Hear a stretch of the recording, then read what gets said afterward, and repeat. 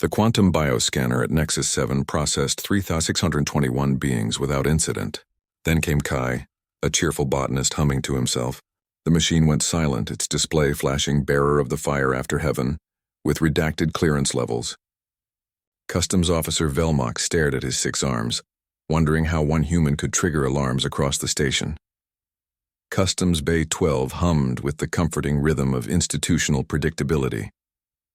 Each day saw 3,742 beings processed with a mechanical efficiency that would make any bureaucratic planner weep with pride.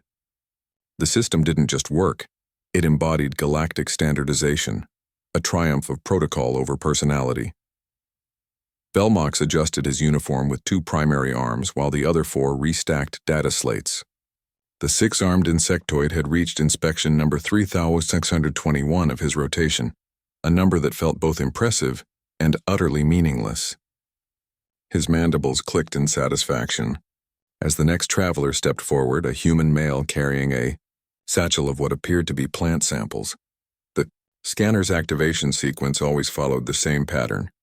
A low hum building to operational frequency, a cascade of blue light across the biometric display, and the satisfying chirp of completion within 27 to 30 seconds. Velmox's primary arms began the standard welcoming gesture as the human stepped into the scanning field. Then the hum stopped. Not faded, stopped. The blue lights froze mid-pulse. Velmox's primary arms remained extended in what now felt like a ridiculous pose, while his secondary arms instinctively reached for the diagnostic panel. The quantum bioscanner's display showed processing time climbing past 45 seconds, then 60, then 90.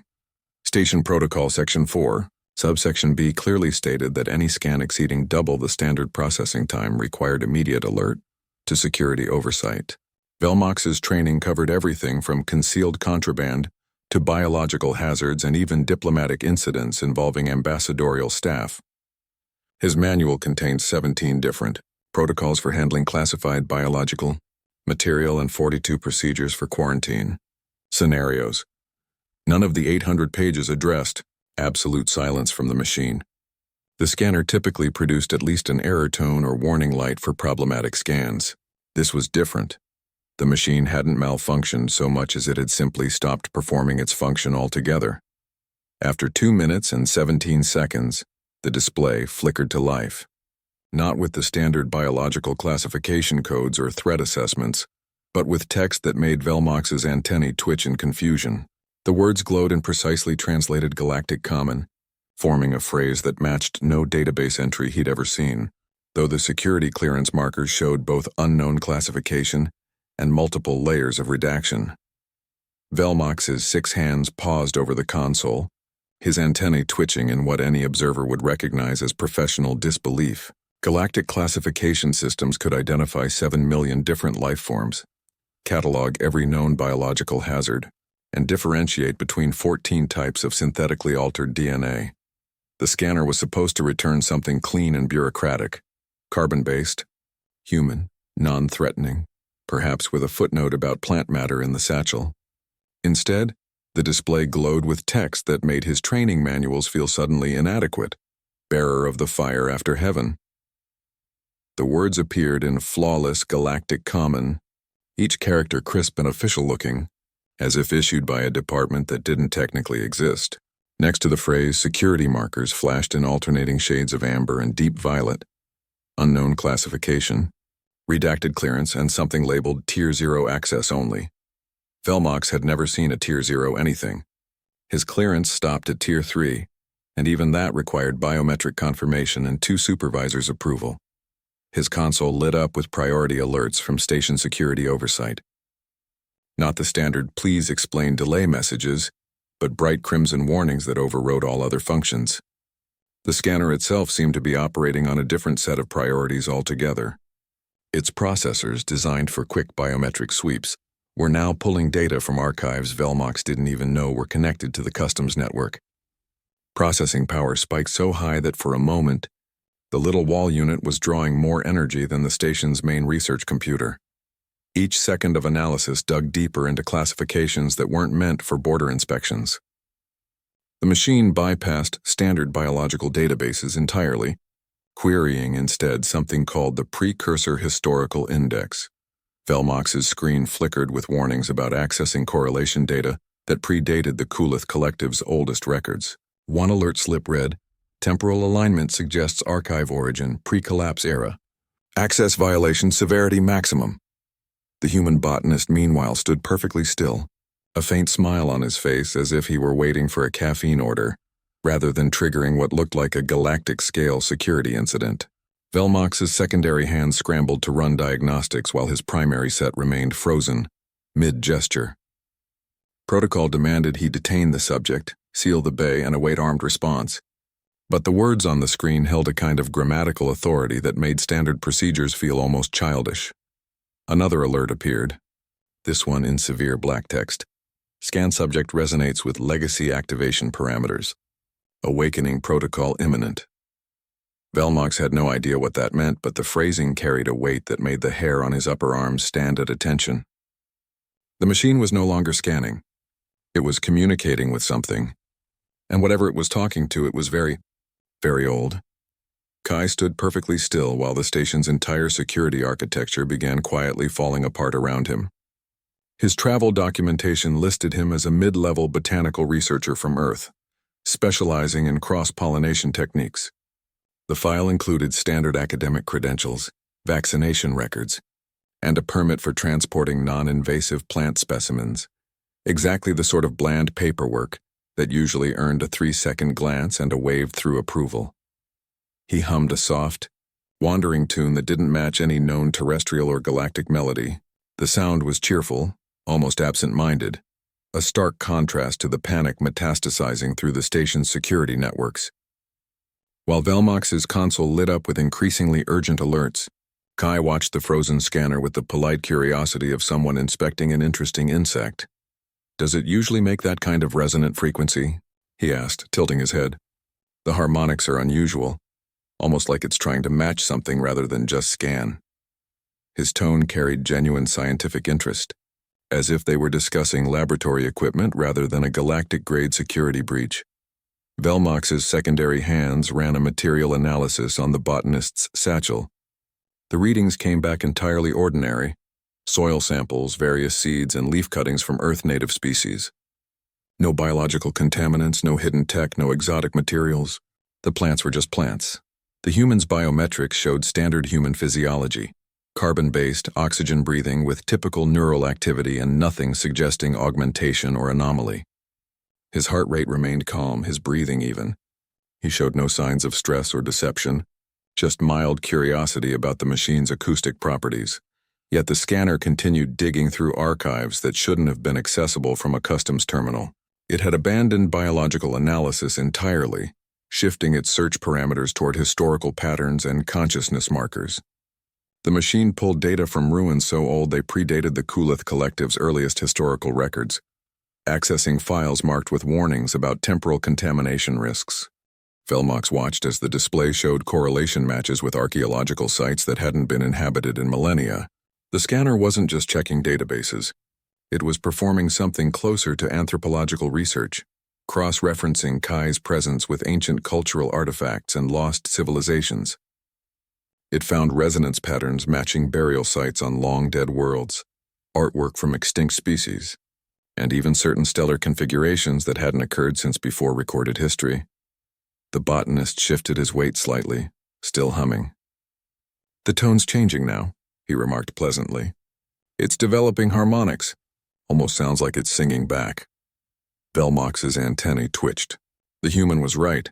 The scanner's previously silent housing now emitted a faint, complex vibration that seemed to answer the man's humming. Neither the customs officer nor his extensive training manuals had prepared him for a duet with security equipment. Commander Nixara arrived at Customs Bay 12 with the brisk, contained urgency of someone determined to prevent a station-wide panic. Her movements were economical, her expression neutral, her voice low enough that only Velmox and his immediate console could hear the commands. "Seal the perimeter but keep the main corridor open. No visible security. Presence beyond standard patrol patterns." Her orders prioritized information containment above all else. The kind of situation where the wrong flashing light or raised voice could trigger Evacuation protocols across 12 decks. She studied the scanner's display, her calm demeanor faltering for just a second. Nixara held clearance level 9, which theoretically granted access to every operational definition in the Galactic Security Database. She'd handled bioweapons, diplomatic incidents, and once even a temporal anomaly that had briefly made Tuesdays repeat.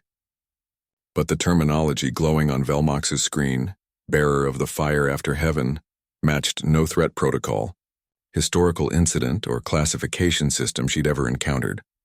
The redacted status markers troubled her most.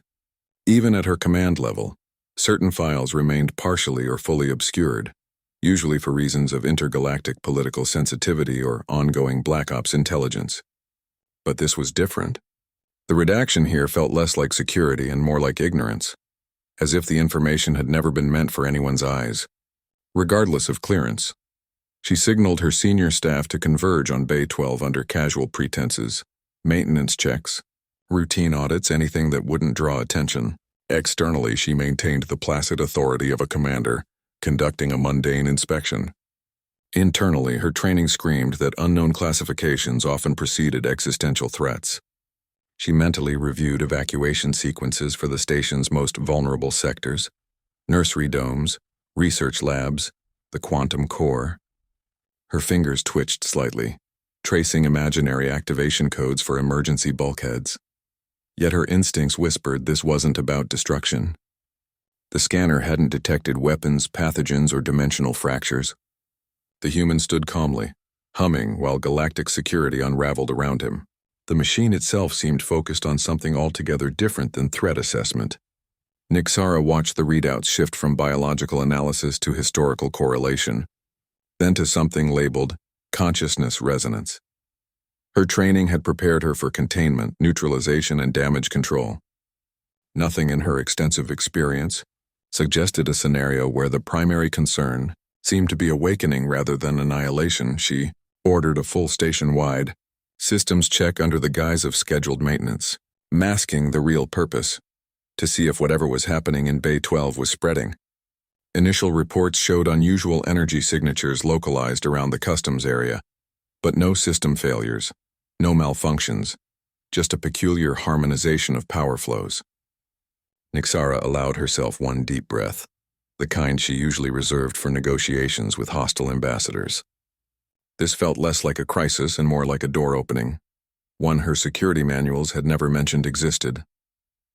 Dr. Vina swept into Customs Bay 12, clutching a disorganized stack of datapads, her usually impeccable appearance slightly frayed at the edges. Trails of glowing text scrolled across the topmost screen, showing urgent historical correlations that made her four eyes blink in alternating patterns. Her expertise covered xenobiology across 200 documented species, with particular focus on evolutionary divergence patterns and consciousness development. She took one glance at the scanner's display and froze, all four hands tightening on her datapads. She recognized the archive immediately, not from active study, but from obscure footnotes in prohibited historical texts. The Kolith Collective's bioscanners contained legacy parameters recovered from precursor technology, scavenged from ruins so ancient their builders had no surviving name. These parameters were never meant for operational use, merely historical reference, like keeping a museum piece plugged in out of sentimental value. The designers clearly never expected any living being to actually trigger these classifications. Vina's initial academic excitement, the thrill of seeing theoretical frameworks become tangible, curdled into sheer professional terror. She realized the archive wasn't designed for biological classification at all. Its entire architecture suggested something far more ambitious, mapping cosmic evolutionary potential across species and time. The system wasn't scanning for threats or contaminants. It was assessing something closer to metaphysical readiness, the fire after heaven designation, specifically related to consciousness awakening events, quantum shifts in a species, collective awareness that occurred only under precise cosmological conditions. Her research had touched on these theories in graduate school, always treated as philosophical speculation rather than measurable phenomena. The archive suggested these events weren't random, but followed detectable patterns, with certain individuals acting as catalysts. She watched the scanner continue its analysis, Cross-referencing Kai's biological signature with historical awakening events across the galaxy, it found matches with the crystal bloom of Altair 4, the silent enlightenment of the Zeta Reticuli system. Even the controversial harmonic convergence, documented in Proxima Centauri's ancient ruins. Each event had propelled a species toward unprecedented evolutionary leaps, often accompanied by strange but beneficial changes in technology, society, and even physics itself. Vina's hands trembled slightly as she realized the scanner had activated a protocol never meant for use. The system was now performing a real-time assessment of awakening potential, treating the human botanist not as a security subject, but as a possible catalyst for galactic-scale transformation. Her academic curiosity warred with instinctive dread. This was like finding a nuclear launch console in a children's museum and watching someone casually enter the activation codes. The machine's display now showed resonance patterns spreading beyond the bay, interacting with the station's neural network and even influencing nearby beings' brain activity. Vina understood why the archive had been restricted, not because it was dangerous, but because it represented knowledge that could fundamentally alter civilizations. She took a steadying breath, her scientific mind already racing through implications while her practical side wondered how to explain this to security personnel trained for entirely different emergencies. Harmony of purpose connected through the station's emergency channel, its melodic voice carrying an uncharacteristic waver. The Kulith representatives' harmonic patterns normally resonated with serene authority, but today they contained discordant notes of bureaucratic unease. It explained that their scanners contained legacy parameters recovered from precursor ruins, included more for historical completeness than practical application. They never expected these classifications to activate during routine operations. The representative confessed their engineers didn't fully understand the archive's underlying mechanisms. They'd treated it like a museum exhibit, preserved behind security glass but never intended for interaction. The designations referenced theoretical beings that shouldn't exist in contemporary space, concepts from civilizations so ancient, their very existence bordered on mythological. These categories were meant for academic research, not operational detection protocols. The Firebearer classification proved particularly problematic. Historical fragments suggested it represented a quantum consciousness phenomenon that could span multiple species simultaneously. Unlike biological traits or genetic markers, this designation related to potential rather than present reality, a latent capacity for evolutionary awakening that might take millennia to manifest. The scanners were supposed to catalog this information for theoretical study, not identify living examples. Activation required precise resonance conditions between scanning technology and biological potential. The Kulith never imagined their customs equipment would create those conditions. They assumed the required quantum alignment would occur naturally over cosmic timescales, not during a 3-minute inspection. The representative's harmonics shifted to something resembling embarrassed apology as it explained this oversight. Their entire purpose had been scholarly, to broaden understanding of galactic evolutionary patterns. The scanners were meant to quietly gather data for research institutes, not trigger actual awakening events. The representative compared it to mounting archaeological sensors on military hardware.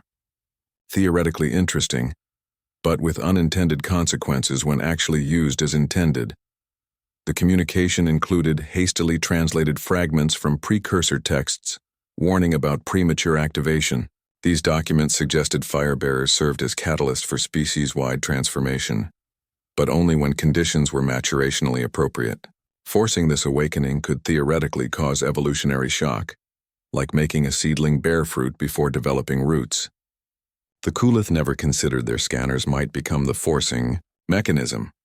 Harmony of purpose concluded with the uncomfortable admission that their historical preservation efforts had accidentally created a galactic-scale trigger mechanism. They offered technical assistance while carefully avoiding any admission of liability. Their melodic patterns carried the distinct tone of an academic institution realizing its theoretical models had just escaped the laboratory and were now wandering the streets. Nixara listened with the calm expression of someone receiving increasingly bad news delivered in embarrassingly beautiful harmonics. She noted how the Kulith representative used passive constructions and scholarly terminology to describe what essentially amounted to installing doomsday device software on border control computers.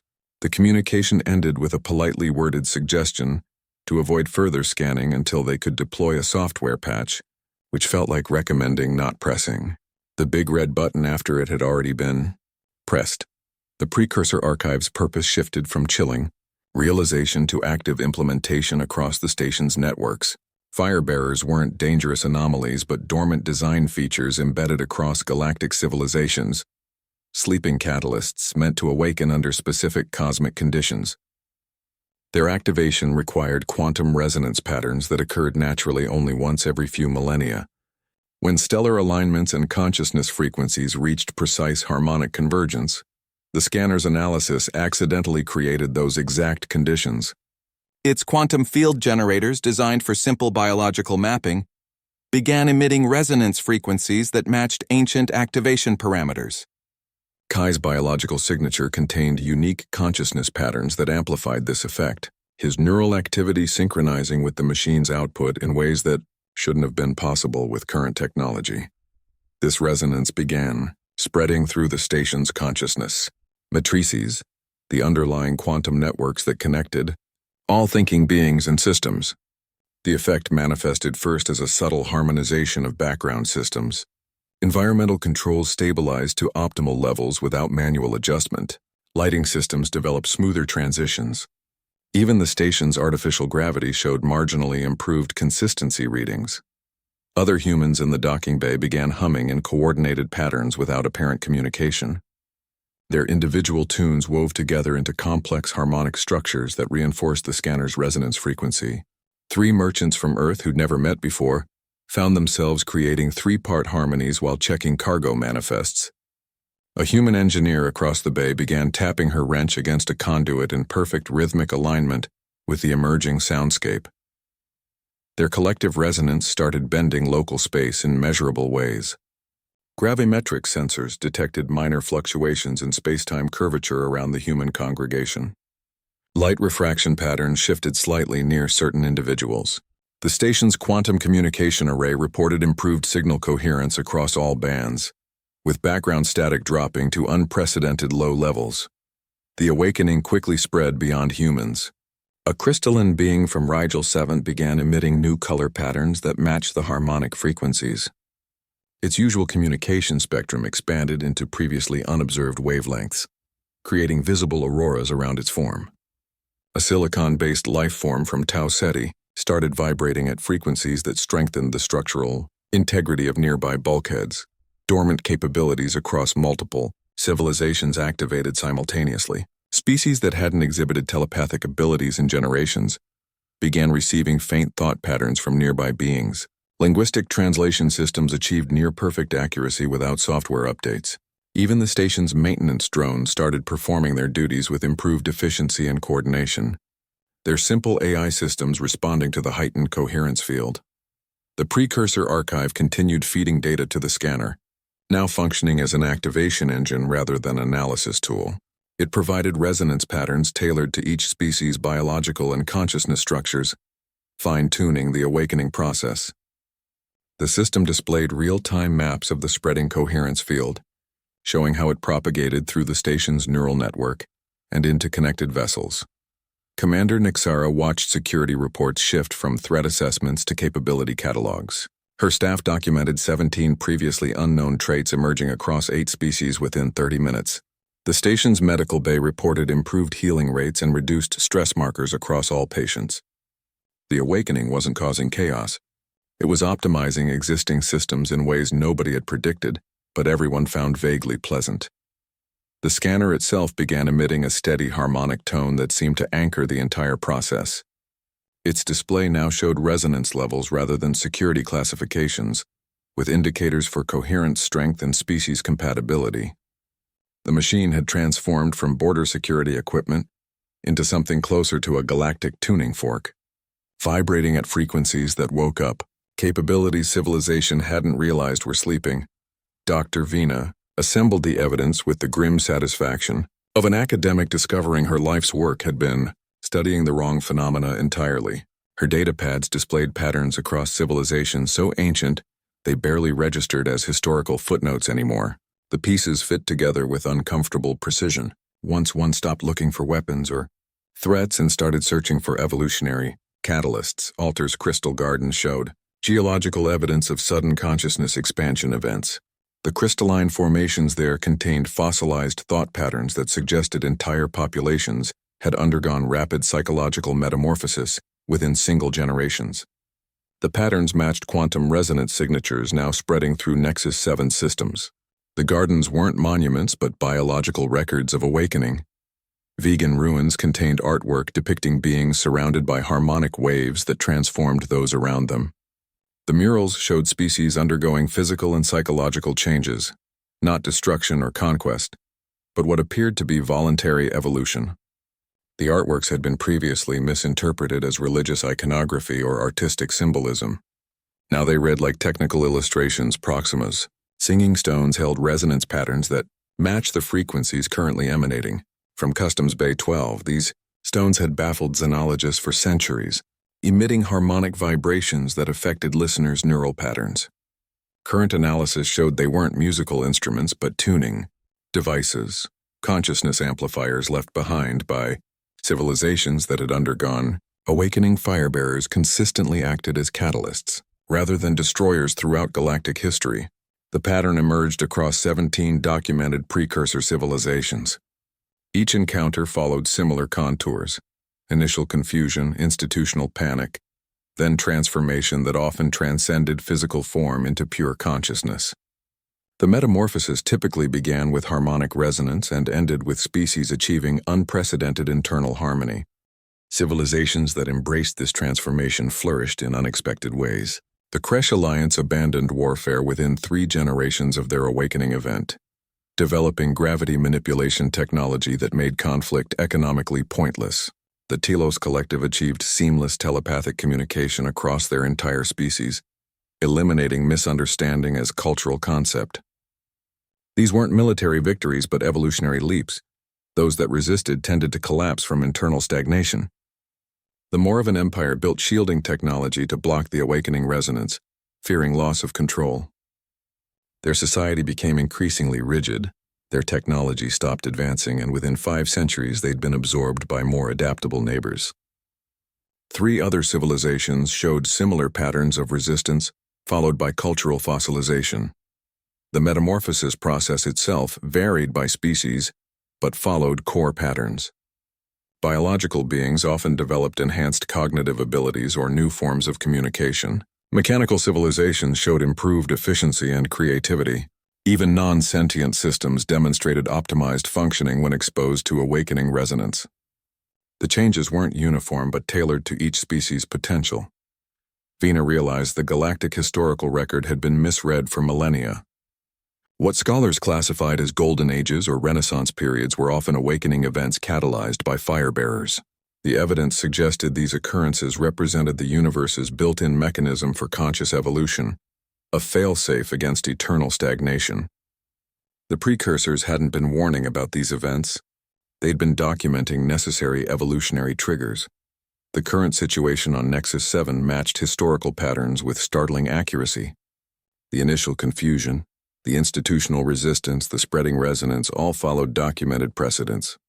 Vina watched the scanner's display update with real-time correlation data, showing 94% match with 7 previous awakening events. The machine was no longer analyzing. It was comparing current events to historical patterns and finding the alignment nearly perfect. Kai's pleasant humming shifted from absent-minded habit to something distinctly intentional. The botanist who'd seemed mildly interested in scanner acoustics now spoke with the quiet confidence of someone explaining a familiar system. "It's not scanning me anymore," he observed calmly. "It's communicating. The resonance patterns, I can feel them as language. Not words exactly, more like understanding." His ordinary researcher persona dissolved like fog under sunlight. The man who'd presented credentials for studying plant genetics now described quantum fields with the ease of someone discussing soil pH levels. He claimed the scanner's frequencies were talking to something inside him, activating latent patterns his species had carried for generations.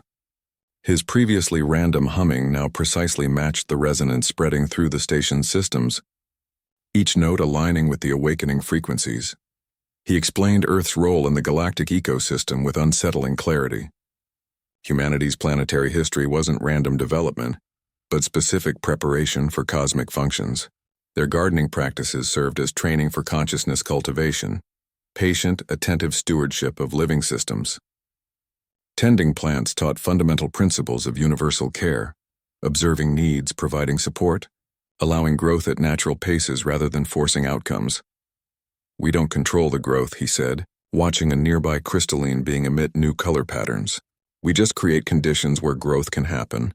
Same principle applies to consciousness. Human botanical expertise translated directly to evolutionary stewardship. Their diversity of approaches, from terraforming to bonsai cultivation, represented different aspects of universal tending. Kai became the catalyst, but carefully avoided directing the awakening. His role resembled a gardener starting seeds rather than building plants. He encouraged resonance patterns but didn't force them, allowing each species to respond according to its inherent nature. His humming provided a baseline, frequency that others could harmonize with or adapt as suited their biology. The scanner's display now showed him not as a security subject but as a convergence point for awakening energies. His biological signature acted like a tuning fork for galactic consciousness, his neural patterns providing reference frequencies that helped other beings align with their own potential. The machine's analysis indicated he wasn't unique. Approximately 1 in 8,000 humans carried similar resonance capabilities, though most remained dormant without activation triggers. He described feeling the station's systems aligning like plants turning towards sunlight. The improving efficiency reports, the spontaneous cooperation, the scientific breakthroughs, all represented natural growth responses to awakened potential. His presence didn't cause these changes so much as make them possible, like rain allowing seeds to sprout. Commander Nixara watched the botanist with reassessed understanding.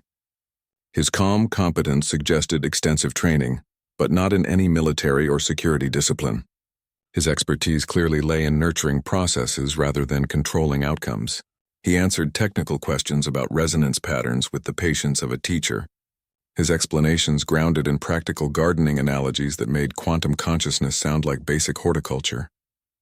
The awakening process continued spreading through the station, each development following natural progression rather than forced change. Kai monitored the resonance patterns with the attentive care of a gardener, checking soil moisture, making slight adjustments to his humming when frequencies needed subtle reinforcement. His entire demeanor suggested this wasn't emergency but emergence, something that had been waiting to happen given the right conditions. The scanner's final analysis confirmed his role: catalyst, not commander. His influence made transformation possible without determining its specific forms. Each species, each individual responded according to their inherent nature, the awakening revealing what was already present rather than imposing something new. The display showed resonance compatibility scores across dozens of species, all improving steadily as the process continued. Nexus 7's transformation began quietly in the background systems that usually escaped notice until they malfunctioned. Biosystems started operating at 112% efficiency without any technical adjustments or maintenance overrides. The air recycling units, previously requiring weekly filter changes, now purified atmosphere at rates exceeding their original design specifications by 18%. Water reclamation processors somehow eliminated mineral buildup without the usual chemical treatments, their output tasting faintly of mountain springs rather than recycled station water. Human and alien congregants in the docking bay began arranging themselves into intricate geometric patterns without apparent communication. Their movements appeared spontaneous yet perfectly coordinated, forming mandala-like formations that shifted gradually, like slow kaleidoscopes. Their collective humming resonated directly with the station's quantum field infrastructure, creating measurable fluctuations in the underlying consciousness, matrices that connected all thinking. Systems. Crystalline beings from Rigel 7 started experimenting with new color frequencies previously undocumented in their species. Their usual communication spectrum of blues and greens expanded into ultraviolet and infrared ranges, creating visible auroras that danced across bulkheads. Some developed temporary semi-transparency effects while others emitted warmth like miniature suns. They seemed to be playing with their physical properties like children discovering new abilities. Elsewhere on the station, trade negotiations between the Kulith and Telosians resolved a 7-year deadlock over mineral rights. The diplomats reported sudden clarity of understanding and mutual benefit recognition without any formal concessions. Their signed agreement included innovative profit-sharing models that economists later praised as revolutionary. Similar breakthroughs occurred in 3 other ongoing negotiations simultaneously. Scientific teams reported unexpected insights across 17 disciplines. A physics group struggling with quantum entanglement calculations suddenly solved their equations using approaches they described as obvious in hindsight. Xenobotanists discovered new plant hybridization techniques while observing Kai's specimens. Medical researchers identified 4 new tissue regeneration methods while reviewing standard patient data. The breakthroughs shared no common theme beyond occurring during the awakening event. The station's consciousness matrices, the quantum networks linking all thinking beings, expanded their coherence while paradoxically strengthening individual identity markers. Systems that typically showed interference patterns now synchronized perfectly. Telepathic species reported clearer communication without the usual mental static. Non-telepaths experienced improved intuition and creative problem-solving abilities. The effect resembled tuning an instrument that had been slightly off-key for years. Cooperation scales reached unprecedented levels across species boundaries. Maintenance crews composed of traditionally antagonistic species worked with seamless coordination. Kitchen staff developed new culinary fusions combining 12 different biological dietary needs. Even the station's children of various species organized games that incorporated everyone's physical capabilities without exclusion. The changes felt less like forced harmony and more like removing barriers that had been artificially maintained. Environmental systems developed self-optimizing patterns. Lighting adjusted perfectly to each species' visual preferences without manual programming. Temperature zones stabilized at ideal levels for all occupants simultaneously. Gravity generators provided subtle variations that benefited different physiologies in shared spaces. The station seemed to be learning how to serve all its residents better through the awakening resonance. The transformation affected technology as well. Elevators arrived precisely when needed without being summoned. Communication systems routed messages along optimal paths. Even waste management systems operated with improved efficiency, reducing energy consumption while increasing processing capacity. The changes occurred without software updates or hardware modifications, just everything working slightly better than before. Security sensors continued monitoring the changes, but their alerts shifted from threat warnings to capability reports. The system cataloged improvements instead of dangers, tracking the spreading optimization patterns throughout the station's infrastructure. Commander Nixara watched the reports with bemused confusion, her security training providing no framework for evaluating positive systemic transformations. The station wasn't just functioning, it was flourishing in ways nobody had designed it to do. Ambassador. Thecline's demand for immediate security forces transfer carried the strained formality of someone trying to contain multidimensional chaos with procedural paperwork. His justification cited potential security implications across 36 sectors of galactic space, a number impressive enough to trigger 17 different emergency protocols simultaneously. The council chambers, designed for dignified deliberation, now hummed with the uncomfortable energy of bureaucrats facing phenomena their rulebooks hadn't anticipated. The council observed unprecedented anomalies in conscious activity spreading through Nexus 7's reports. Diplomatic Corps updates showed previously antagonistic species achieving sudden harmonious agreements without mediation. Scientific division briefings documented breakthrough insights occurring simultaneously across unrelated disciplines. Engineering logs described systems optimizing beyond design specifications without technical interventions. Each report individually might suggest exceptional productivity. Collectively, they indicated something fundamentally altering reality itself. Docking requests poured in from 43 vessels representing species that hadn't visited Nexus 7 in decades. Each transmission carried similar phrasing about hearing the call and seeking growth rather than rescue or trade. A Telosian research vessel abandoned its deep space mission to join the Awakening. A Kulith merchant fleet redirected from profitable routes toward the station. Even a Moravan scout ship, notorious for avoiding contact, requested permission to approach. Their communication suggested shared experience of the resonance patterns, as if the Awakening created its own gravitational pull. The Council's containment protocols assumed threat-based scenarios. Their emergency measures addressed biological hazards, technological malfunctions, even civil unrest. Procedure 14C specifically covered consciousness-altering events, but focused on quarantine and neutralization. The manuals contain no guidance for managing positive transformation, cooperative breakthroughs, or spontaneous harmony. Their institutional instinct was to contain what they didn't understand, a reflex honed by centuries of dealing with actual threats. Nixara's counterargument arrived with the weary credibility of someone who'd witnessed the transformation firsthand. She acknowledged the unprecedented nature of events while questioning whether containment represented the appropriate response. Her security background gave weight to her assessment that this wasn't danger, but opportunity manifesting strangely. She pointed to the optimization reports, the diplomatic breakthroughs, the scientific innovations, all occurring without coercion or conflict. The Council's dilemma crystallized around institutional preparedness versus observable reality. Their training said unknown phenomena required containment until understood. Their eyes showed improvements occurring everywhere the Awakening touched.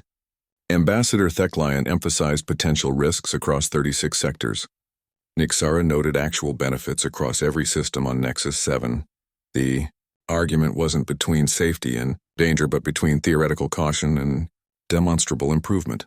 Security scans showed the resonance patterns, spreading through quantum communication networks to other stations. 3 nearby outposts reported similar cooperative breakthroughs and system optimizations. The Awakening appeared to be propagating through consciousness matrices rather than physical space, affecting any system tuned to the right frequencies. Containment would require shutting down galactic communications entirely, a solution arguably more dangerous than the phenomenon itself. The Council's voting display flickered with uncertainty markers. Procedure demanded they activate containment protocols. Evidence suggested they'd be containing improvement itself. Nixara's final transmission included sensor readings, showing the resonance strengthening station infrastructure, rather than weakening it. The scanning data indicated enhanced coherence across all systems, with no discernible downside beyond institutional discomfort. Nixara watched the Council's panic escalate through their holographic projections, their usually composed features flickering with institutional alarm. She waded through 3 separate protocol citations and 5 references to containment procedures before activating her own feed. Her transmission carried the weary credibility of someone who'd witnessed bureaucracy collide with reality one too many times. She presented an assessment that ignored 17 separate emergency protocols in favor of observational evidence. Her security background, usually invoked to justify caution, now framed containment as the riskier option. She pointed to the optimization reports flooding her console. Life support systems operating beyond design specifications. Communication networks achieving unprecedented coherence. Even waste processors suddenly developing artistic patterns in their output displays. The coordination between species showed cooperation scaling in ways previously documented only in theoretical models. Trade routes that had prioritized profit margins for centuries were spontaneously reorienting toward shared growth metrics. Merchant vessels from traditionally competitive species were forming collaborative supply chains without negotiation or contracts. The changes weren't chaotic but precisely adaptive, enhancing existing structures rather than replacing them. Nixara argued that containing this transformation might actually trigger the destructive outcomes the Council feared. Historical records showed civilizations that resisted awakening events tended to stagnate and collapse. The precursor archive specifically warned against suppressing resonance patterns once activated. Attempting to quarantine Nexus 7 could create feedback loops that might damage the station's quantum core or trigger system-wide malfunctions. Embracing the change aligned with the archive's intended purpose, consciousness, cultivation rather than threat containment. The designers clearly intended these events to propagate, not be bottled up by nervous administrators. The Council's security protocols were designed for entirely different scenarios, like trying to use fire extinguishers on a garden. The galaxy stood at one of those rare hinge points where institutional reflexes could either enable progress or guarantee stagnation. Previous civilizations faced similar choices when encountering awakening events. Those who chose fear built impressive containment systems that ultimately became their tombs. Those who chose growth achieved evolutionary leaps that transformed their capabilities. Nixara's console displayed real-time comparisons with 7 historical awakening events. Each showed initial institutional panic followed by either transformative growth or defensive collapse. The data suggested containment attempts often created the very disasters they meant to prevent. Systems forced to suppress resonance patterns frequently developed dangerous feedback oscillations. His travels followed resonance patterns rather than political boundaries. He visited worlds where collective consciousness showed readiness for expansion, his arrival typically preceded by subtle system optimizations and spontaneous cooperation increases. The changes he facilitated consistently followed natural patterns rather than imposed structures. The role redefined galactic diplomacy entirely. Ambassadors began studying ecological principles alongside political negotiation. Trade agreements started, including consciousness cultivation clauses. Even military strategists shifted toward defense through growth rather than containment. The entire galactic community began thinking like gardeners, tending a vast interstellar ecosystem. Kai's final lesson emphasized that true growth can't be forced, only made possible. His departure from each civilization left behind not dependence, but enhanced self-sufficiency. The awakened capabilities continued developing along natural lines, each species finding its own path toward realizing its potential. The gardeners' work remained invisible in the harvest, present only in the quality of the growth itself. The predecessor archive contained instructions that read less like technical documentation and more like gardening advice for cosmic scales. It outlined methods for awakening galactic potential at precisely calibrated moments, emphasizing hopeful cultivation over control. The text suggested timing these events to coincide with civilization maturity markers, like knowing when to harvest fruit at perfect ripeness. The consequences of such awakenings rippled through ecosystems and infrastructures across entire star systems, creating changes that appeared miraculous only if you ignored the underlying mechanics. Biosystems began optimizing themselves without external technological intervention. Planets reported improved atmospheric conditions, cleaner water sources, and enhanced soil fertility without any engineering projects or resource allocation. The changes occurred through coordinated biological adjustments that scientists struggled to explain using conventional models. It resembled watching a forest manage its own growth patterns, only applied to planetary scales. Cooperation and creativity gradually outpaced conflict as primary driving forces across civilizations. Trade disputes resolved through innovative solutions that benefited all parties. Research collaborations formed between traditionally competitive species. Even military organizations shifted toward disaster response and infrastructure development. The changes weren't mandated but emerged naturally from the heightened consciousness levels. The universe seemed to remember how to help itself grow through conscious beings. Civilizations discovered they could achieve through coordination what previously required force or manipulation. Resource distribution optimized through voluntary systems that considered all species' needs. Environmental management became more effective through shared awareness rather than regulatory enforcement. The process felt less like innovation and more like recalling something that had been forgotten. Growth transformed into understood as cooperative planetary and interstellar art. Civilizations began treating their development as creative expression rather than competitive struggle.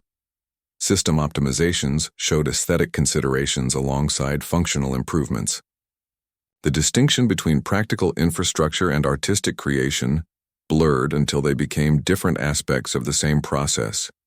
Every species carried unique seeds of potential waiting for cultivation. The awakening didn't create new capabilities, so much as reveal what had been present but dormant. Some civilizations developed enhanced communication abilities. Others exhibited improved environmental adaptation. Still others created new forms of energy generation. The variations reflected each species' inherent nature rather than imposed templates. The true narrative shifted from individual achievements to galactic self-realization. Personal accomplishments became meaningful primarily through their contribution to collective growth. Success measurements changed from wealth accumulation or power projection to how effectively one facilitated others' development. The entire value system rotated around new axes of mutual advancement. Everything began singing when it remembered what it was truly capable of being. The harmonic resonance spread beyond biological beings to include mechanical systems and even natural phenomena. Solar flares developed patterns that reinforced the consciousness networks. Nebulae emitted light frequencies that enhanced communication across distances. The universe hadn't changed its fundamental nature. It had simply remembered how to express its full potential through the beings inhabiting it. The philosophy ultimately suggested that growth wasn't something to be forced but something to be allowed. The most important work involved creating conditions where natural development could occur without obstruction. This required patience, observation, and gentle guidance rather than control or manipulation. The cosmic gardener's role was to notice what wanted to grow and help remove whatever was preventing that growth from happening. The scanner's final analysis surfaced with a low, continuous hum, as though it had found what it was really meant to do. Instead of threat classifications or containment warnings, it fed a complex harmonic sequence into the station's mainframe, a resonant blueprint that became the unspoken constitution of a new galactic order. The device originally designed to catalog danger had remade itself into an instrument of recognition, attuned to possibility rather than peril. The machine analyzed beings not for what they might destroy, but for how they could contribute. Its readouts detailed compatibility with group resonance fields, potential for system optimization, and unique harmonies each individual brought to collective consciousness. The Fire After Heaven designation shifted from security concern to evolutionary milestone, a marker indicating readiness for conscious expansion. Beings now arrived hoping their scans would reveal this classification, queuing for what had become a rite of passage rather than an inspection. The scanner transitioned from barrier to gateway, its laser grids repurposed as resonance amplifiers.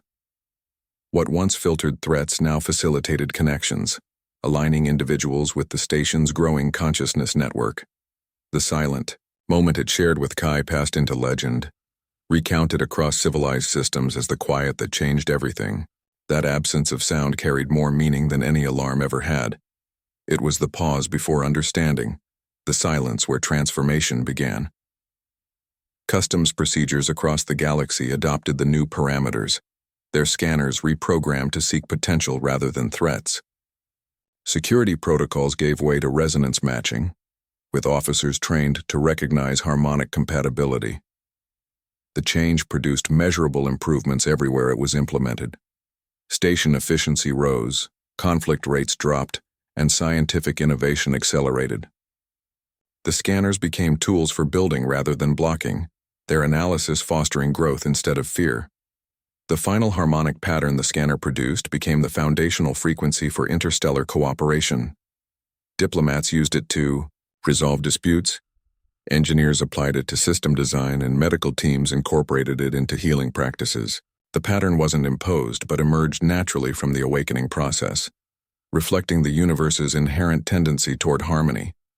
Its effectiveness stemmed from being discovered rather than invented, making it universally applicable across species and technologies. Kai's interaction with the machine became the model for conscious engagement across civilizations. The botanist's calm presence during the scanning process demonstrated how to receive rather than resist transformation. His example showed that awakening worked through cooperation with natural processes, not forceful intervention. The legend emphasized that his stillness allowed the scanner to perform its true function, suggesting that sometimes growth requires not doing anything except being ready. The scanner itself was eventually integrated into the station's core systems, its harmonic output becoming part of the background resonance that sustained the awakened community. Its physical form disappeared into infrastructure, but its function expanded across galactic networks. The machine achieved its ultimate purpose by becoming invisible, its work continuing through every optimized system and harmonious interaction. It ended as it began, processing beings, but now for their potential rather than their dangers. She concluded with a simple observation. The station was functioning better than ever, its inhabitants were cooperating without coercion, and nobody had been harmed except some bureaucratic pride. The Council's emergency protocols were designed to address clear dangers, not manage improvements. Perhaps their definition of security needed expanding beyond mere protection to include facilitated growth.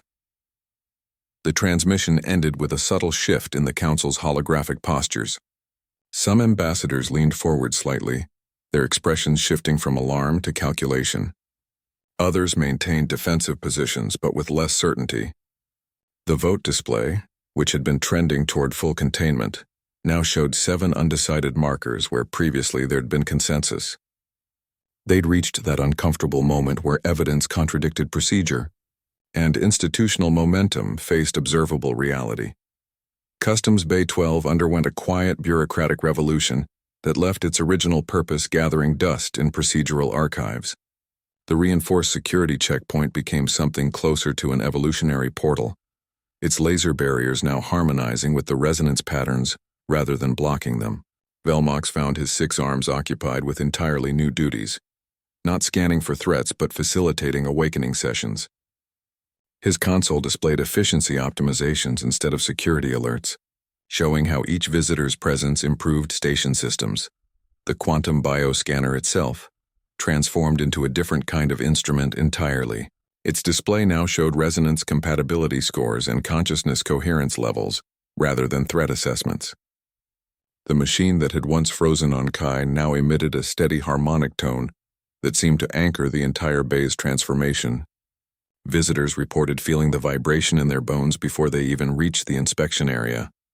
Kai's humming became the bay's background score, a constant undertone that made distant memories feel suddenly present. Beings described experiencing sudden clarity about ancestral knowledge or forgotten abilities. A Telosian merchant recalled complex mathematical theorems her species hadn't used in centuries. A Kulith engineer suddenly understood ancient construction techniques that made modern materials seem primitive. The bay became where species remembered what they'd forgotten they could do. Word spread through galactic networks about the transformation nexus. Beings began arriving specifically to experience the awakening phenomenon, their travel documents listing consciousness resonance sessions as purpose of visit. The station's docking authority created new classification codes for what was essentially pilgrimage tourism. Velmox found himself overseeing something between a security checkpoint and a spiritual retreat, his training now including resonance facilitation protocols. 3 months later, Nexus 7 administration officially rebranded the area. Customs Bay 12 became the gateway of evolutionary potential, complete with new signage and slightly embarrassed press releases. The scanner's final harmonic note before its permanent integration into the station's systems seemed to sing the new era into existence. Maintenance crews reported the tone continued, echoing through conduits and bulkheads long after the machine itself fell, silent. Routine inspection procedures became a historical curiosity, mentioned in station orientation videos. New personnel learned about the old security protocols as quaint examples of pre-awakening thinking. The transformation turned Nexus 7 into a pilgrimage site for conscious transformation, with waiting lists for resonance sessions stretching 6 months ahead. Economic analysts noted the station's revenue increased 42% despite dropping all customs fees. Velmox's former inspection routines now involved guiding beings through resonance, alignment exercises. His 6 arms demonstrated harmonic patterns to newcomers, while secondary consoles monitored the effects on station systems. The optimization readings became their own justification. The more beings participated, the better everything functioned. Efficiency graphs showed direct correlation between resonance session attendance and system performance. The bay's architecture changed to accommodate its new purpose. The former security barriers became resonance amplifiers. The inspection platforms transformed into meditation spaces. Even the lighting systems adapted, producing frequencies that enhanced the awakening effects. What had been a sterile security checkpoint now felt like the heart of the station, pulsing with coordinated energy that affected everything from water purification to data processing. Visitors left with expanded capabilities and sometimes entirely new perspectives. A crystalline being discovered it could temporarily alter its molecular structure. A human engineer developed intuitive understanding of quantum mechanics. The changes weren't uniform but tailored to each being's inherent potential, as if the awakening knew what needed unlocking in each individual. The bay became less a place of processing and more a site of remembering, where civilizations rediscovered what they'd always contained but forgotten how to access. Kai's transformation from botanist to ambassador revealed itself through quiet competence rather than dramatic displays. His new role involved traveling to worlds deemed ready for evolutionary growth, his credentials shifting from academic papers to something closer to universal accreditation. He moved through civilizations with the same attentive presence he'd once reserved for rare plants, his methods emphasizing patience over persuasion. His teaching centered on nurturing potential without coercion, a principle he demonstrated through subtle actions rather than lectures. He might spend weeks simply observing a civilization's patterns before making slight suggestions about energy distribution or communication networks. His interventions resembled gardening more than diplomacy, adjusting conditions for growth rather than directing the growth itself. He explained that firebearers don't force evolution but create possibilities for it to occur naturally. His presence acted like sunlight and water for dormant capabilities, providing the right environment for awakening without determining its specific form. Different civilizations developed unique expressions of their potential, much as plants adapt to their environments while following genetic blueprints. Each species contained seeds of what they might become, inherent possibilities waiting for the right conditions to germinate. Kai's role involved recognizing these latent capabilities and helping create environments where they could flourish. He compared it to understanding soil composition before planting. You work with what's already present rather than trying to impose foreign elements. The gardener metaphor extended to his entire approach. He saw consciousness as something to be tended rather than controlled, with each civilization requiring different care. Some needed more space for independent development. Others benefited from gentle guidance, but none required forced transformation. His methods respected natural timelines and evolutionary pacing. His presence helped civilizations remember abilities they'd forgotten or neglected. On one world, his quiet humming sparked renewed interest in harmonic architecture that had been abandoned centuries earlier. On another, his botanical observations led to rediscovery of neural connection techniques that enhanced community cooperation. The changes always felt like rediscovery rather than innovation. The awakening touch became recognized as catalytic rather than threatening across galactic societies. Civilizations began requesting firebearer visits much as farmers might request soil enrichment services, as assistance with natural processes rather than external intervention. The terminology shifted from security concerns to growth facilitation in official documents. Consciousness itself became understood as a resource to nurture rather than a problem to manage. Galactic policies increasingly focused on creating conditions for evolutionary growth across species. The old security paradigms gave way to cultivation frameworks that emphasized potential development.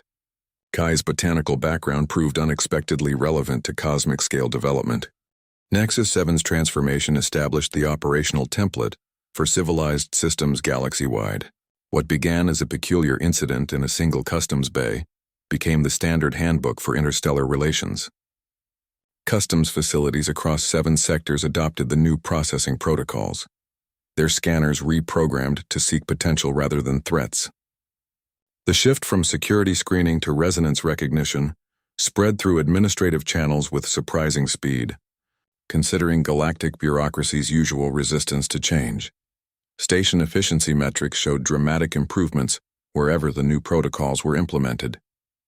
Life support systems required 23% less maintenance. Communication networks achieved near-perfect clarity across language barriers. Energy distribution optimized itself without manual intervention. The changes weren't mandated but emerged naturally from the heightened coherence fields, as if the infrastructure remembered how to function at its best potential. Interspecies conflicts decreased measurably as conscious cooperation became the default operating mode. Trade disputes that previously required arbitration now resolved through mutual understanding. Border negotiations that had stalled for decades reached equitable solutions without formal mediation. The changes occurred organically rather than through enforcement, stemming from improved communication and shared purpose. Scientific and artistic achievements reached unprecedented levels simultaneously. Research teams reported breakthrough insights across multiple disciplines without additional funding or resources. Artists created works that resonated across species boundaries, their forms and patterns achieving universal appeal. The Renaissance wasn't centralized but distributed, affecting all fields and cultures equally. The awakening proved to be an ongoing process rather than a single event. Resonance patterns continued spreading through quantum networks, activating new fire-bearers across diverse species. Each newly awakened being contributed unique harmonics to the galactic consciousness field. The Kulith developed enhanced pattern recognition abilities that improved system forecasting. Humans exhibited improved environmental intuition that aided ecological balance. Even mechanical civilizations showed increased creativity in their problem-solving approaches. The universe entered an era of coordinated growth that surpassed previous imagination. Civilizations began functioning as interconnected components of a larger system, rather than separate entities. Resource distribution optimized across sectors without centralized control. Cultural exchanges produced new art forms that blended species traditions into something greater than their parts. The changes felt less like revolution and more like remembering how things were meant to work. Customs Bay 12's legacy became embedded in galactic infrastructure. The scanner's final harmonic pattern became the foundational frequency for interstellar cooperation. What began as a security checkpoint transformed into a model for cosmic community. The shift demonstrated that growth could be facilitated rather than forced, that potential could be recognized rather than regulated. The universe hadn't changed its fundamental nature. It had simply started operating at its intended capacity. The ongoing awakening created a self-sustaining cycle of improvement. Each new resonance pattern enhanced the collective field, which in turn made further awakenings more likely. The process accelerated without external tuidong, fueled by its own success. Civilizations that had resisted initially began requesting resonance integration, their skepticism overcome by observable results. The galactic community entered a phase of development where progress became the default state rather than the exception. Earth's placement within the galactic framework shifted from peripheral participant to essential function. Humanity's planetary history revealed itself as specific preparation for cosmic responsibilities, rather than random evolution. Their entire developmental trajectory, from agricultural societies to spacefaring civilization, aligned precisely with the requirements for universal consciousness tending. The pattern became unmistakable once viewed through the lens of evolutionary purpose, rather than accidental progress. Human gardening practices provided ideal training for the work ahead.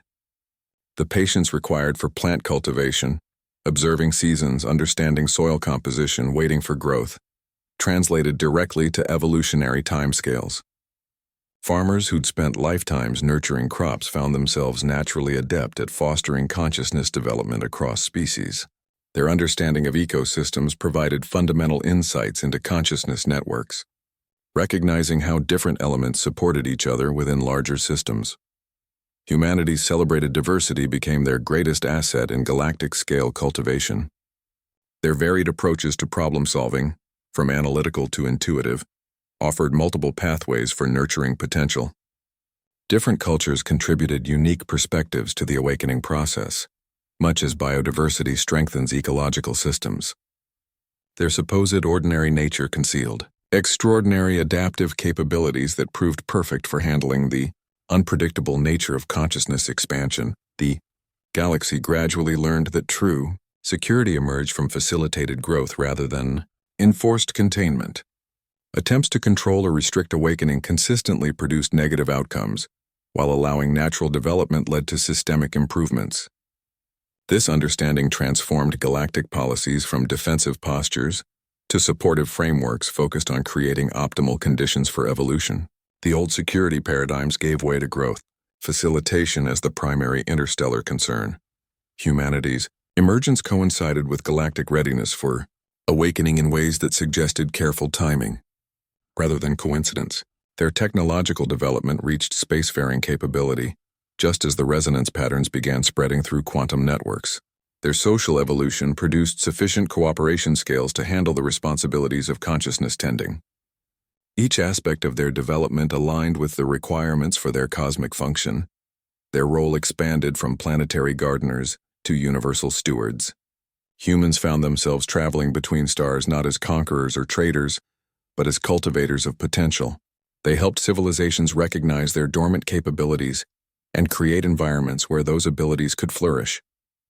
Their work involved careful observation, patient guidance, and occasional gentle intervention, always following natural patterns rather than imposing artificial structures. The awakening process revealed that consciousness itself required tending like any other resource. Humans applied their ecological understanding to this new domain, recognizing that thought patterns needed balancing like ecosystems, that communication required cultivation like crops. Their experience with complex planetary systems provided the perfect foundation for handling interstellar consciousness networks. Humanity's ultimate purpose became clear. They were the universe's gardeners, tending not just plants or planets but the very fabric of conscious existence. Their historical struggles with environmental balance, social harmony, and technological responsibility all served as preparation for this larger work. The galaxy gained not masters or servants but caretakers, who understood that true growth comes from nurturing rather than controlling, from allowing rather than forcing, from remembering that everything contained seeds of what it might become. The firebearer was never a weapon but a threshold to something far more valuable, galactic potential waiting. At the edges of what civilizations believed possible, every species contains dormant seeds of what they might become, needing only the right conditions to awaken. Humanity's role, and indeed anyone's, is simply to tend the soil, to create the environment where growth can occur naturally, without force or interference. When systems, beings, or whole civilizations remember what they are truly capable of, everything begins to harmonize. The silent scanner, the humming botanist, the anxious commander, all were notes in a song the universe had been waiting to sing.